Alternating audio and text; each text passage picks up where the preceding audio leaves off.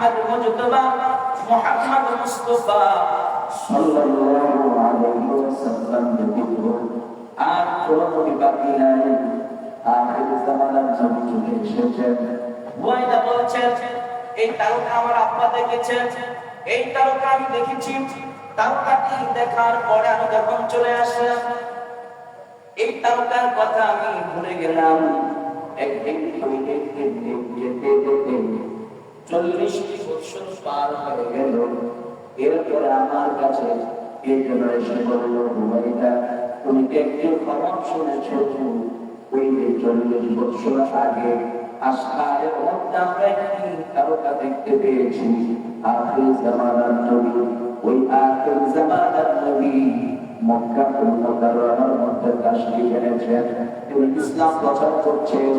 দলে দলে মানুষ আখির জামানার নবীর কাছে গিয়ে কালিমা পড়ে মুসলমান হচ্ছেন। দুয়াইটা মানে আমি দৌড়ে গেলাম মক্কাতুল মুকাররমার মধ্যে। আমি এখন ইসলাম গ্রহণ করিনি, কালিমা পড়িনি। আমি আমার হাতের মধ্যে করে ছোট্ট একটি মূর্তি নিয়ে বলছি।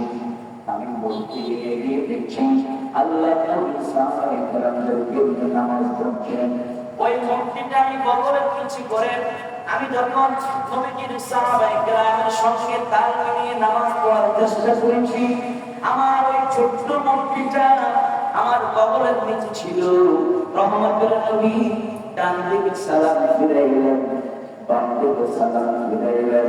সালাম ফিরিয়ে আমার নবী বলছেন, ও সাহাবায়ে কেরাম, ও আল্লাহর বান্দা, ইয়া আইয়ুহান নাস, ইয়া মাশাআল্লাহ হাজিরিন, এই উপস্থিত তোমরা শোনো, তোমরা একদিকে বগলের নিচে মূর্তি রাখবে, অন্যদিকে নামাজ পড়বে, এটা হতে পারে না।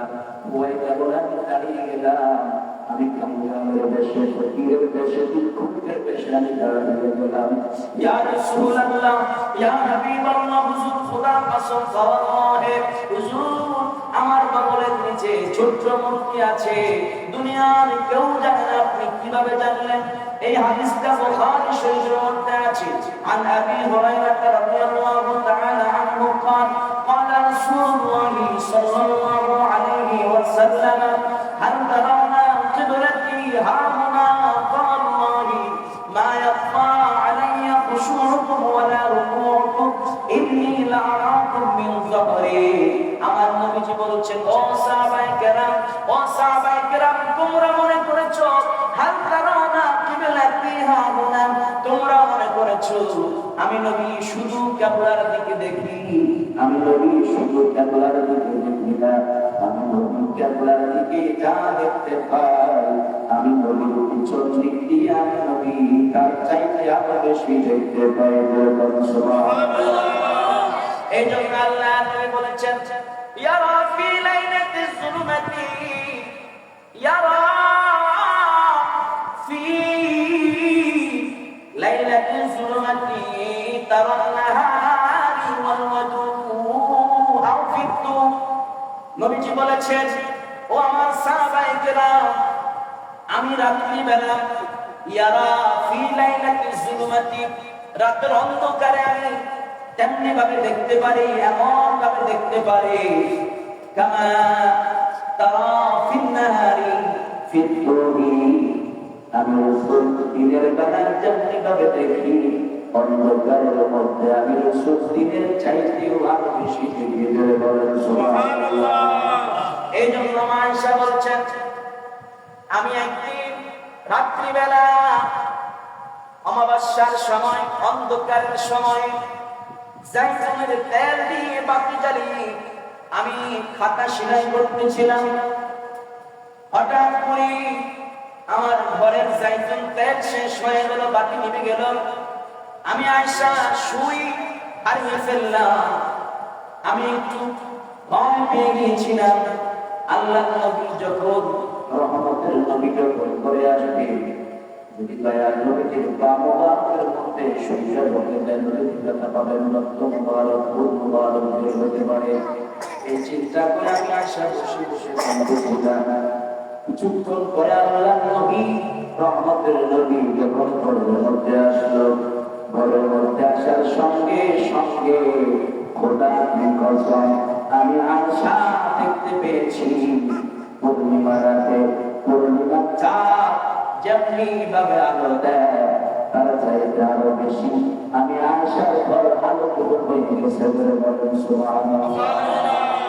নবী নূর নবী নূর নবী নূর নবী নূর নবী নূর নবী নূর নবী নূর নবী নূর নবী নূর নবী নূর নবী নূর নবী নূর নবী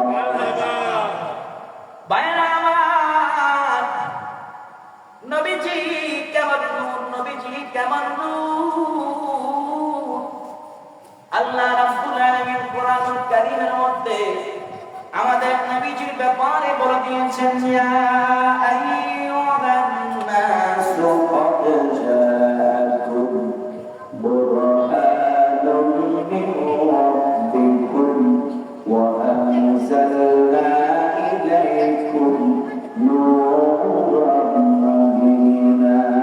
হে মানব সম্প্রদায়, আমি রাসূলের পাক আমি আল্লাহ রাব্বুল আলামিনের পক্ষ থেকে তোমাদের নিকট দলিল এসেছে, বুরহান দলিল এসেছে।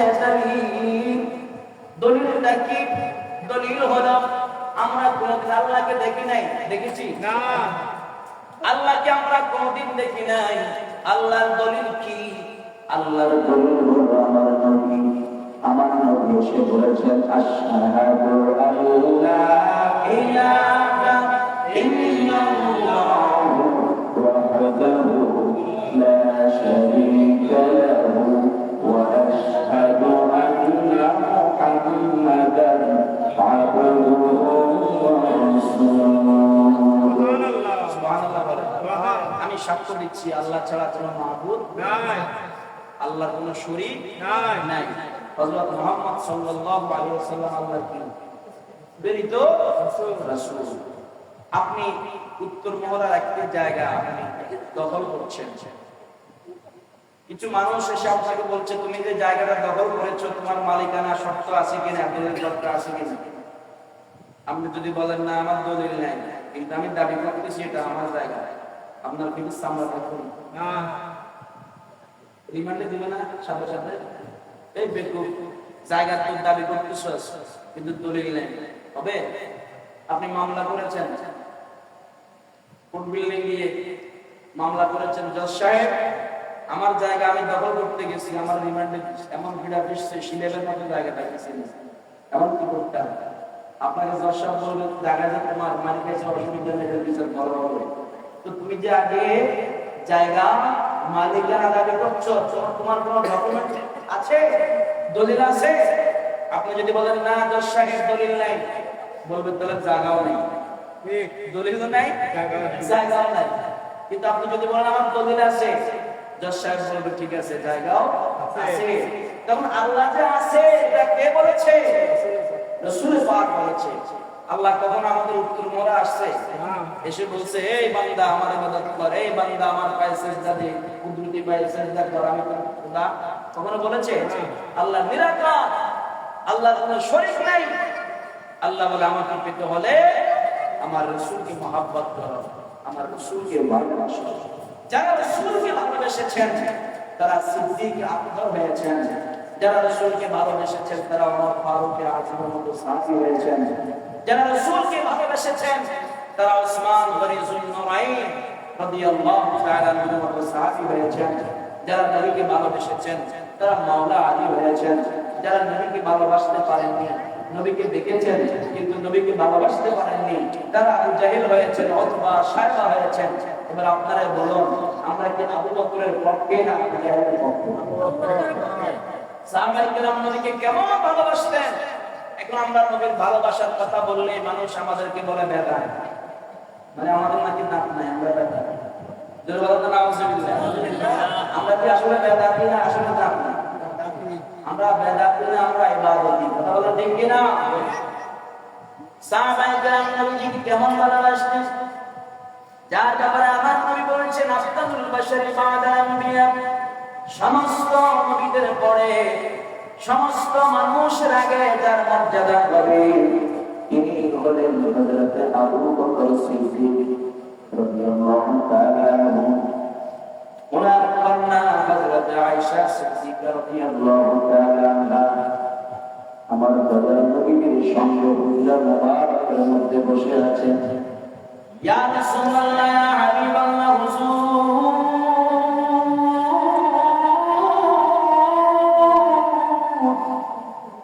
ওই যে আকাশের মধ্যে তারকা দেখা যাচ্ছে গো নবী, ওই তারকা সমতুল্য আপনার উম্মতের মধ্যে কার ইবাদত রয়েছে। নবীজি তাবাসসুম মুস্কি মুস্কি হাসলেন আর বললেন, আয়েশা, আকাশের মধ্যে যে তারকা দেখা যাচ্ছে এই তারকা সমতুল্য আমল হলো আমার খলিফা আমার সাহাবী হযরত ওমর ফারুক আযমের আমলের মধ্যে। আম্মা আয়েশা সিদ্দিকা আকবার রাদিয়াল্লাহু তাআলা আনহা ওনার চেহারা মুবারকটা মলিন করে ফেললেন। নবীজি বললেন, আয়েশা রে, তোমার মুখটা মলিন কেন রে আয়েশা? মা আয়েশা বলেন, ইয়া রাসূলুল্লাহ, মুখ মলিন হবে না কি জন্য? ও গো মায়ের নবী, ও গো দয়ার নবীজি, আমার আব্বা জান হযরত আবু বকর রাদিয়াল্লাহু তাআলা আনহু আপনাকে কেমন ভালোবাসে। ইয়া রাসূলুল্লাহ, আমি মনে করেছি আকাশের মধ্যে যে তারকা দেখা যাচ্ছে এই তারকা সমতুল্য আমল আপনি আমার আব্বা আবু বকর রাদিয়াল্লাহু তাআলা আনহুর কথা বলবেন, কিন্তু আপনি আমার আব্বা হযরত আবু বকর রাদিয়াল্লাহু তাআলা আনহুর কথা না বলেন, আপনি বলেছেন হযরত ওমর রাদিয়াল্লাহু তাআলা আনহুর কথা। আমি এটা মেনে নিতে পারলাম না। আমার নবী বললেন, আয়েশা রে, শোনো, আকাশের মধ্যে যে তারকা তুমি দেখতে পাচ্ছ ওই তারকা সমতুল্য আমল হলো হযরত ওমরের আমলের মধ্যে। আর এইরকম একজন ওমর নয়, দুইজন ওমর নয়, লক্ষ লক্ষ ওমর যদি এক পাল্লার মধ্যে দাঁড়ায় আর তোমার আশা জান হযরত আবু বকর রাদিয়াল্লাহু তাআলা আনহু এক রাতে ইবাদতের সমান হবে না। বলবেন সুবহানাল্লাহ। আর যে বলেন না সুবহানাল্লাহ। এখন হযরত আবু বকর ওনার এক রাতে ইবাদতের সমান দুনিয়া আর কারো আমল হবে না। এটার কারণ কি? হযরত আবু বকর কি চিল্লা দিয়েছেন, গাট্টি বস্তা নিয়ে লোটা নিয়ে আবু বকর মসজিদের মধ্যে ঘুমাচ্ছেন নাকি? বলেন না। তাহলে এই মর্যাদার অধিকারী কিভাবে হয়েছে? হযরত আবু বকর সিদ্দিক রাদিয়াল্লাহু তাআলা আনহু বলেন, আমার নবী বলেছেন আবু বকর আমি হিজরত করব, মক্কা থেকে মদিনায় চলে যাব, কিন্তু কোন দিন বায়ান নবী হিজরত করবেন এই কথা বললেন না। আমার নবী কোনদিন বলেছেন আবু বকর আমি হিজরত করব? হযরত আবু বকর বলেছেন, আমি ওই দিন থেকে আমার পিঠটা বিছানার মধ্যে লাগাই নাই। একদিন নয়, দুই দিন নয়, দীর্ঘ 6 মাস পর্যন্ত আমি আবু বকর আমার ঘরের দরজার সঙ্গে পিঠটা লাগাইয়া দাঁড়ায় থাকতাম। কখন যখন আল্লাহর নবী চলে আসে, হঠাৎ করে একদিন আল্লাহর নবী এসে আমি আবু বকরের দরজার মধ্যে দাঁড়িয়ে গেল। আর বন্ধু আবু বকর তুমি কোথায়? নবীজি আমার একবার ডাক দিয়েছে, আমি সঙ্গে সঙ্গে দরজা খুলে দিয়েছি। সঙ্গে সঙ্গে দরজাটা খুলে দেওয়ার পরে আল্লাহর নবী বললেন, আবু বকর তুমি কি ঘুমাও নাই? হযরত আবু বকর বলে, ইয়া রাসূলুল্লাহ, শুধু আজকে রাত নয়, দীর্ঘ 6 মাস পর্যন্ত আমি আবু বকর ঘুমাই না। শুধু আমি আবু বকর নয়, আমার ঘরে যতজন সদস্য আছে কেউ বিছানায় পিঠ লাগায় না। আল্লাহর নবী রহমতের নবী কখন জানি আবু বকরের ঘরের মধ্যে হাজির হয়ে যায়।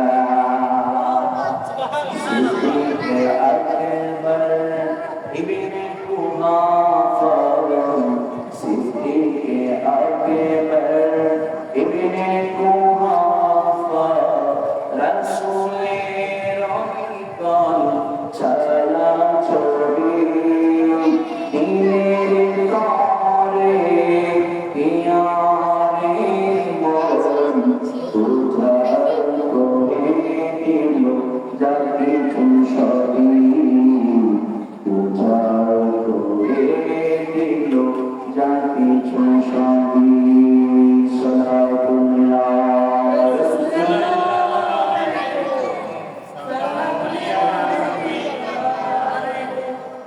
ولو ألقيت سري فوق ملك لقام بقدرة المولى تعالى السلام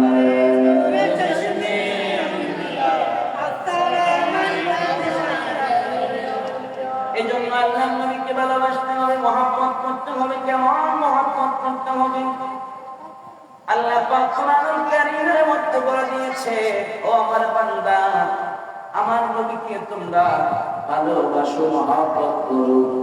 আমার দয়াল নবী তোমাদের জানের চাইতেও আরো কাছে রয়েছেন। সুবহানাল্লাহ। কে বলেছেন? বলেন না, কে বলেছেন? আল্লাহ। আরো বলেন, কে বলছে? জোয়ান বয়সে যদি আল্লাহ না বলেন, বুড়া বয়সে বলবেন, বুড়া বয়সে বলবেন আল্লাহ। আল্লাহ বুঝে যাবে না, কি বলবেন? আল্লাহ। তার না থাকলে বুঝে যায়, কথা বলবেন।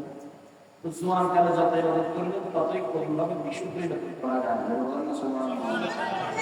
নবীজি আমাদের জানার চাইতে আর কাছে কাছে বলেছেন, আল্লাহু আকবার ওয়ালিল্লাহিল হামদু বিসমিল্লাহির রাহমানির রাহিম।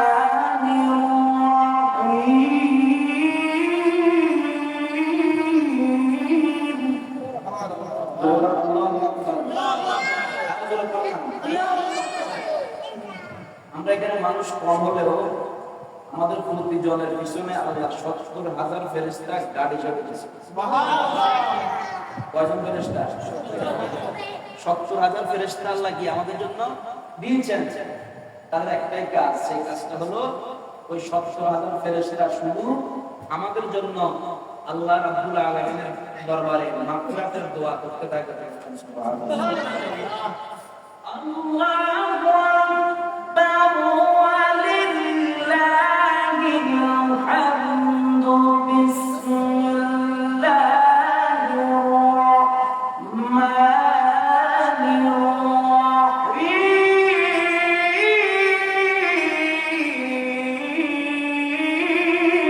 আল্লাহু আকবার।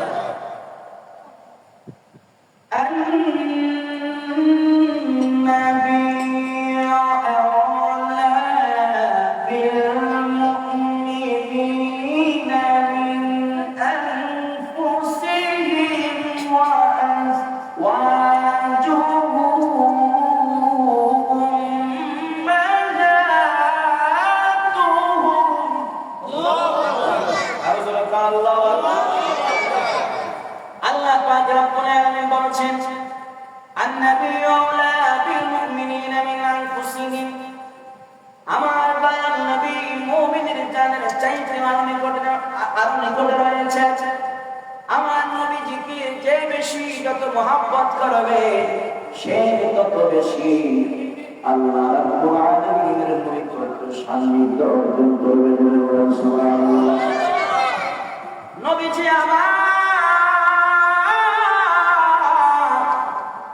মেরাজে রওনা হয়েছেন। জিবরাইল সিদরাতুল মুনতাহা পর্যন্ত যাইয়া বলে, ইয়া রাসূলুল্লাহ, ইয়া হাবিবাল্লাহ, হুজুর আমি জিবরাইলের 600 নূরের পাকা রয়েছে, আরেকটি কদম যদি আমি জিবরাইল সামনে যাই, আমি জিবরাইলের 600 নূরের পাকা জ্বলে পুড়ে ছাই হয়ে যাবে। যেতে পারবো না। আমি জিবরাইলের সফরের শেষ ঠিকানা হল সিদরাতুল মুনতাহা। আমার নবীজি ডাক দিয়া বললেন, জিবরাইল, ও জিবরাইল, যেখানে ওই জিবরাইলের শেষ হয়ে যায়